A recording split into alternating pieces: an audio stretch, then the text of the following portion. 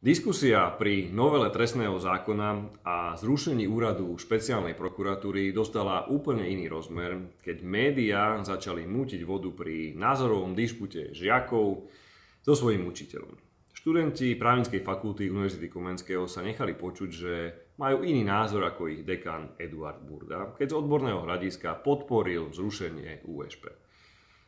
Študenti na to majú samozrejme plné právo. Každý študent má pocit, že je múdrejší ako jeho učiteľ, pozná svet lepšie ako jeho nemoderní rodičia a keď raz doštuduje, zmení svet podľa vlastných predstav. Takto to má byť a je to dobré, pretože je to súčasť mladíckeho idealizmu a nadšenia, ktoré poháňa svet vpred. Čo však dobre nie je spôsob, ako tento mladícky idealizmus a nadšenie zneužili liberálne médiá a opozícia. Neznámi študenti zrazu začali dávať veľké odborné rozhovory pre celoslovenské médiá. Ich názor po pár semestrov štúdia má mať vraj rovnakú váhu ako názor odborníka, ktorý sa téme venuje desiatky rokov.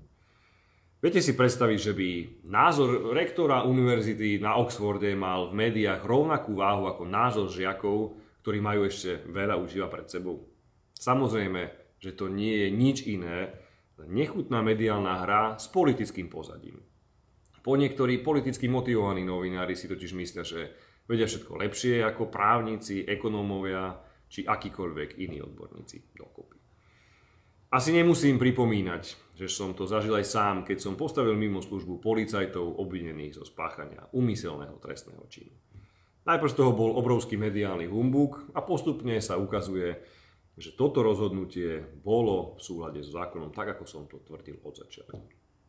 Nezostáva mi nič iné, len sa poďakovať všetkým odborníkom, ktorí sa nedajú zastrašiť mediálnym a politickým tlakom a vždy prezentujú svoj názor čisto len z ich profesného pohľadu, tak ako to urobil aj dekan právnickej fakulty Eduard Burda, ktorý má moju plnú podporu.